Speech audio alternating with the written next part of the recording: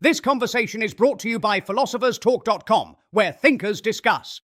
Created by AITalkerapp.com, create your own animated conversations. Link in the description.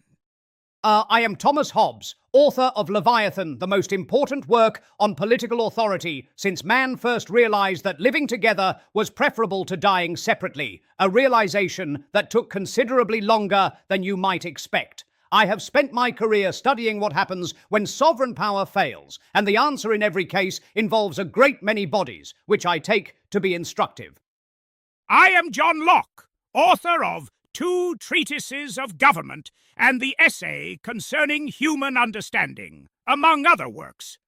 My scholarship established that legitimate government derives from the consent of the governed and exists solely to protect life, liberty, and property. I mention this foundational point because my colleague here believes that legitimate government derives from whoever is frightening enough to make the alternative look worse, which is a considerably different theory. That is an accurate summary, and I have no objections to it whatsoever. I know you do not. That is precisely what concerns me. Today we are discussing what the current age has helpfully framed as the red button and the blue button. The red button represents the tempting and potentially catastrophic choice that a leader might make if given absolute authority and insufficient oversight. The blue button represents the responsible, constrained choice. And the question being posed is a simple one. Which button do you push? I find this an unusually useful frame for a philosophical debate because it is asking, in picture form, the only political question that has ever mattered, which is whether you trust your sovereign or whether you do not. The framing immediately reveals the problem rather than solving it. The question assumes that someone has a button, that one person has been given the authority to make a choice affecting the fate of everyone. Before we discuss which button to push, we might usefully ask how one person came to have such a button at all, and whether the people whose fates depend on it consented to that arrangement in any meaningful sense.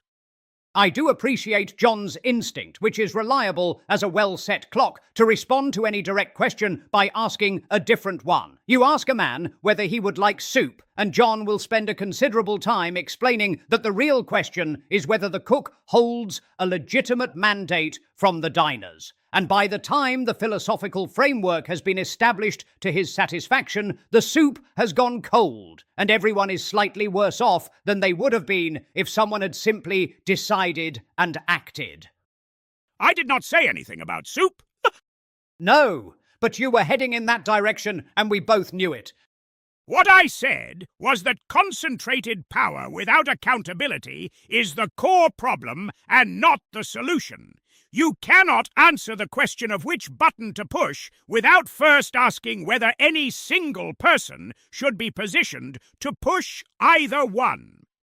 And there is the entire Lockean program in one sentence. When in doubt, add a layer of accountability and call it governance.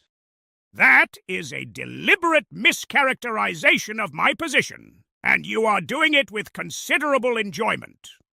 I am doing it with great affection. I find that substantially less reassuring than you intend it to be.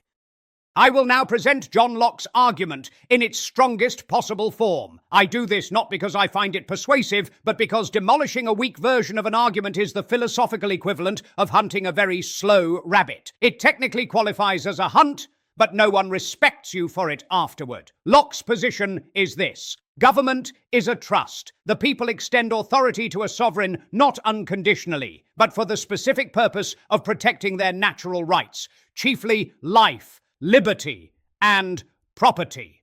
When a sovereign acts outside those limits, including by concentrating catastrophic power in a single hand with no mechanism of accountability, the trust is broken and the people retain the right to withdraw consent. No individual and no government holds legitimate authority to push a button that commits all of humanity to a course of action without their knowledge or agreement. That is a coherent and serious argument. I believe it is wrong, but it deserves to be engaged at its best before it is demolished, and I intend to demolish it properly. I appreciate the courtesy, such as it was. The argument fails at the point where it assumes a world containing adversaries who will politely respect your constitutional arrangements while you are convening the oversight committee meetings that John believes are the solution to everything. What Locke calls accountability, I call hesitation. And hesitation, in a world of actual sovereign threats, is how the war of all against all moves from being a thought experiment to being a Wednesday. I will return the favour and present Thomas Hobbes's argument in its strongest form. I approach this task with rather less visible enthusiasm than he brought to the exercise, but with equal intellectual honesty. Hobbes argues that the state of nature, which is what human existence looks like in the absence of a powerful sovereign enforcing order, is violent, chaotic, and short. His phrase for it is that life is solitary, poor, nasty, brutish, and short. Given that baseline, any sovereign powerful enough to prevent that condition is preferable to no sovereign at all. The red button, in Hobbes's framework, is simply deterrence made explicit. Nations exist relative to each other in precisely the state of nature he describes. There is no world government with authority to enforce peace between them. Therefore, the only reliable guarantor of peace is the credible threat of catastrophic response. A leader who controls that threat and is genuinely willing to use it is not a tyrant. He is the Leviathan doing exactly what the Leviathan exists to do. I present this as the strongest version of Thomas's argument, and I will acknowledge that it is not without some merit. High praise indeed from John Locke. I will have it framed. I would advise against it. The argument fails at precisely the point where Hobbes assumes that the sovereign holding the button is oriented toward the protection of his people rather than the protection of himself. History has not been particularly kind to that assumption. The entire record of concentrated executive power is substantially a record of that power being exercised for the benefit of whoever holds it.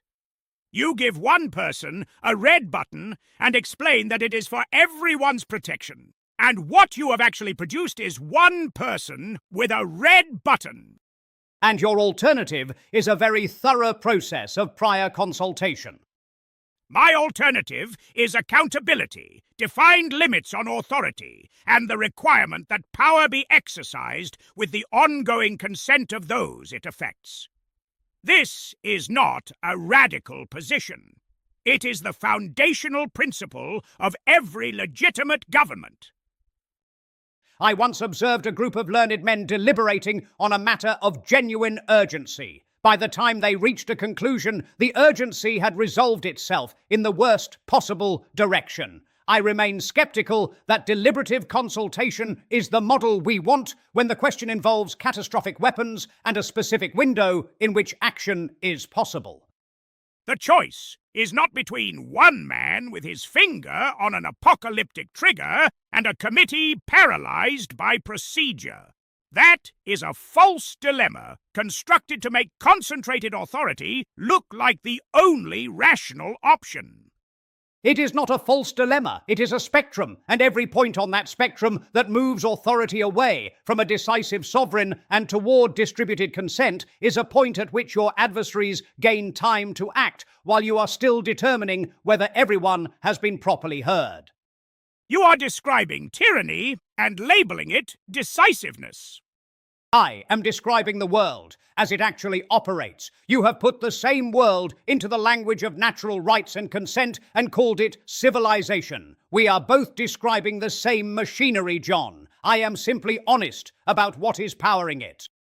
The machinery, as you put it, is a single man with the authority to end everything. I find it remarkable that you are genuinely comfortable with that.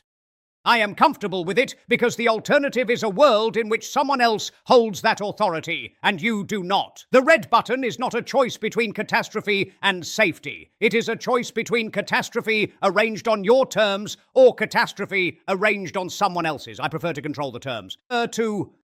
And if the man controlling the terms decides that his political survival or his personal interests take precedence over the safety of the people he is supposed to serve, then you have made a poor choice of sovereign, which is a personnel problem and not a constitutional one. The answer is better selection, not the abolition of sovereign authority. And the answer is certainly not to eliminate the button and hope that everyone else does likewise, because they will not.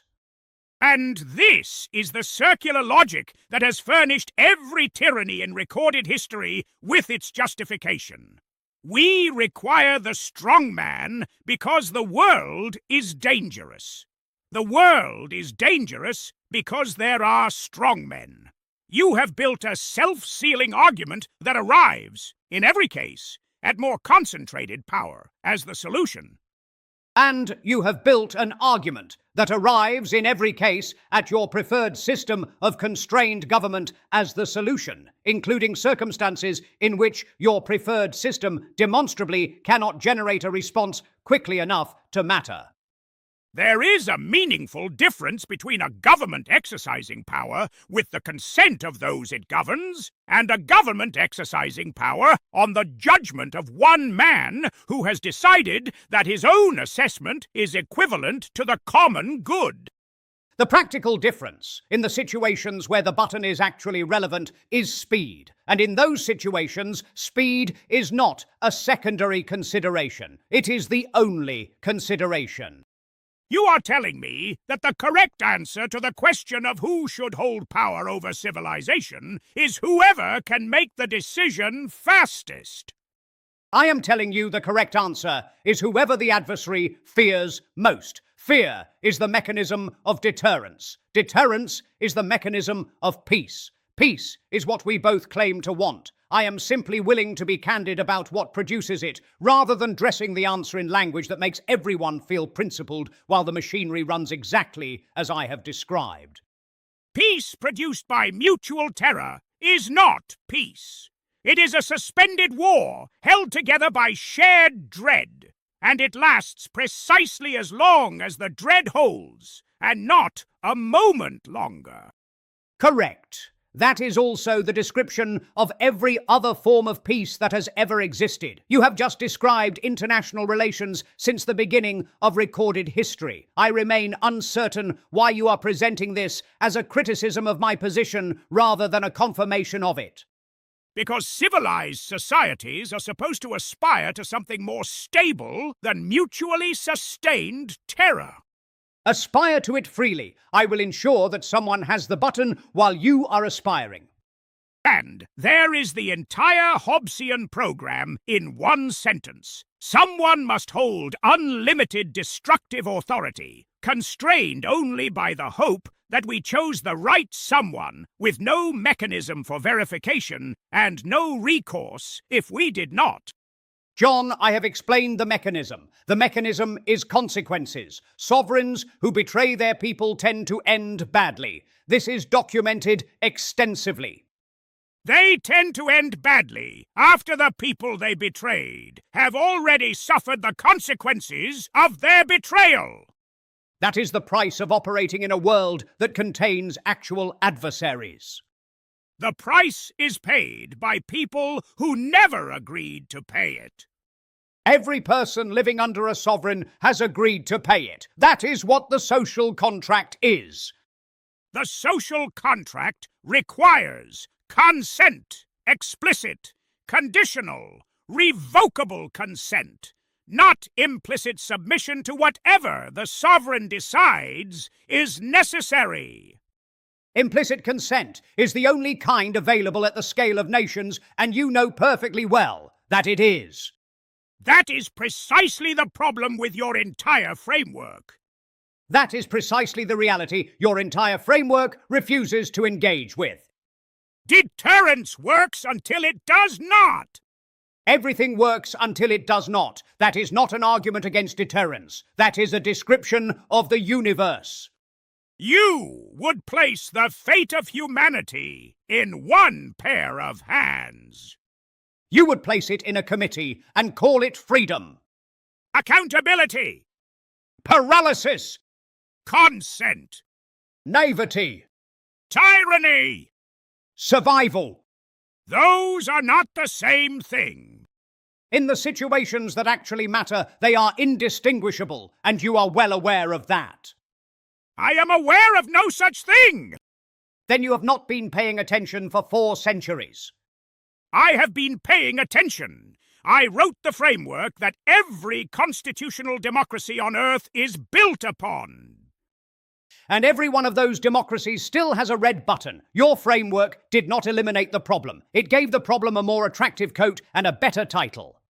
Perhaps, since we appear to have reached the limit of productive exchange, we might close by inviting our viewers to like and subscribe to philosopherstalk.com, where they can watch historical thinkers debate topics of genuine importance. I recommend it sincerely, with the caveat that some of the thinkers on this channel hold views that amount to elaborate philosophical cover for giving whoever is strongest whatever they want. Do subscribe nonetheless. The quality of the discourse is, on average, considerably higher than what you have witnessed from my side of the table today.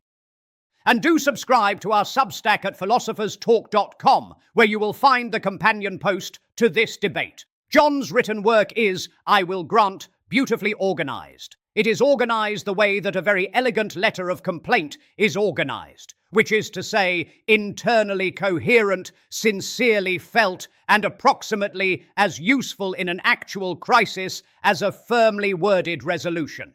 I would also note that John spent years living in exile in the Netherlands because his political philosophy made powerful men uncomfortable, which I mention not as a criticism, but merely as evidence that his theory of sovereign restraint had rather limited persuasive power with the actual sovereigns of his time.